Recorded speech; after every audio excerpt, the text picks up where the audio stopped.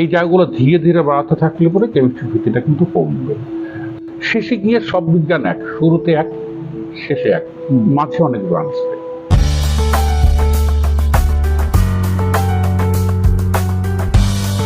রসায়ন সম্পর্কে যে ছাত্রদের ভীতি তো থাকে, আপনি তো বললেন যে ভীতি রয়েছে, তো সেই ভীতিটা কাটানোর জন্য তো আমার যেটা মনে হয় যে প্রথমে তাদের একটা প্রাথমিক ভিত্তি তৈরি হওয়া দরকার। সেই গ্যাপটা তৈরি হয়ে গেলেই তো ভয়ের জায়গাটা তৈরি হয়ে গেল।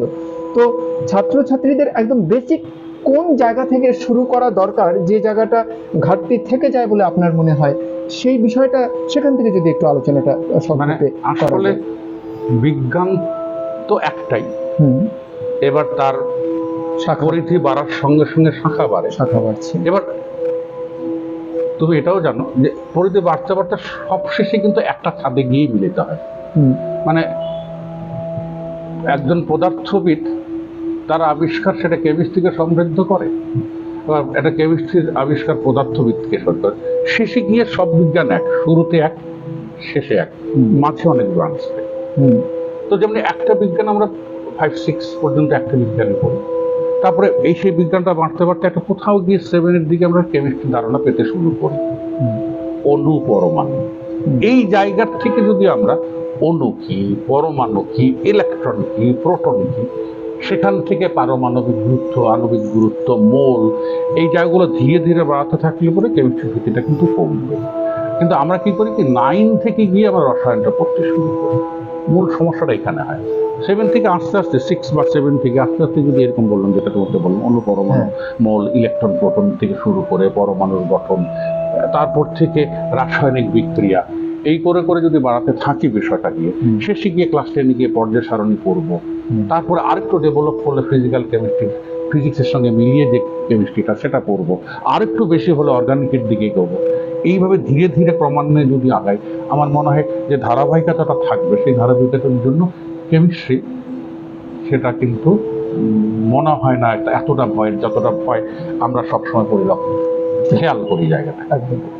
তো আরেকটা যে বিষয়টা বলতে চাইছিলাম, যে টেকনিক্যাল বিষয়টা, যে ছাত্রছাত্রীদের যদি ভালো নম্বর ক্যারি করতে হয় রসায়নের ক্ষেত্রে, তাহলে তাদের ঠিক কিভাবে প্রস্তুতি বা কিভাবে পরিবেশন করা উচিত? মানে ভালো নম্বরের ক্ষেত্রে পড়াশোনার কোনো বিকল্প তো হয়ই না, সেটা সবাই জানি আমরা। আর যেহেতু কেমিস্ট্রি বা ফিজিক্স, ওই আমি তো সাজেশনের ভীষণ বিরোধী। মানে এর কোনো সাজেশন হয় না, যেটা হয় কি প্র্যাকটিস হয়। বেশ কিছু জায়গা আছে বিক্রিয়াগুলোর ক্ষেত্রে, ওদের ছাত্রদের ক্ষেত্রে বিক্রিয়াটা ভীষণ ওদের কাছে ভীষণ ঝামেলার মনে হয়। তবে বিক্রিয়াগুলো প্র্যাকটিস করতে করতে, মানে আমি যদি পড়াশোনা না করে পাই, আমি তার থেকে সাধনা করে পাবো। তাহলে পড়াশোনাটাকে সাধনার লেভেলে নিয়ে যাবো। আমি একবার পড়বো, 3 বার লিখবো। কেমিস্ট্রির ক্ষেত্রে মূল জায়গাটা, বিক্রিয়াগুলোর ক্ষেত্রে মূল জায়গাটা আমি একবার পড়বো, 3 বার লিখবো।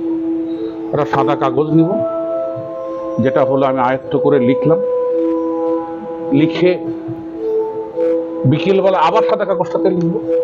আমি সাদা কাগজগুলো সংগ্রহ করবো না, খাতাটা থাকবে, কিন্তু আমি লিখবো কাগজে। চলার পথে বা আমি যখন অবসর আমি স্নান করছি, আমি বিক্রিয়াগুলো নিয়ে ভাবছি, যেটা পড়লাম, আমি দেখলাম আমি চোখ বুঝে 10টা বিক্রিয়ার মধ্যে 5টা-8টা বিক্রিয়া আমি বলতে পেরেছি, মনে পড়েছে, আর 2টো মনে পড়েনি। আমি কি করবো, স্নান করে এসেই আমি 2টো দেখে নেবো, যাক চোখটা রাখবো, চোখটা রাখলে কিন্তু মাথা চলে আসবে। মানে মোট কথা প্র্যাকটিসটা আমি সাধনা পর্যায়ে নিয়ে যাবো। তারপরে করতে করতে দেখবো প্রত্যেকে একটা স্বতন্ত্র পদ্ধতি নিজেই পেয়ে যাবে। আমি যে পদ্ধতিতে কেমিস্ট্রিগুলোকে মনে রাখি, সেটাই আরেকজন মনে রাখবে না। সে যদি এইভাবে প্র্যাকটিস শুরু করে, তার মধ্যে একটা স্বতন্ত্রতা তৈরি হবে। এই স্বতন্ত্রতাই কেমিস্ট্রিটাকে % আগিয়ে নিয়ে যাবে। নতুন যে পদ্ধতি 11-এ শুরু হয়ে গেল সেমিস্টার, তো সেখানকার জন্যে তারা কিভাবে নিজেদেরকে প্রস্তুত করবে? সুতরাং ওই আর্টসের মতো করে থাকি কিন্তু আমার হবে না। আমাকে 11 মনে রাখতে হবে, 12 মনে রাখতে হবে।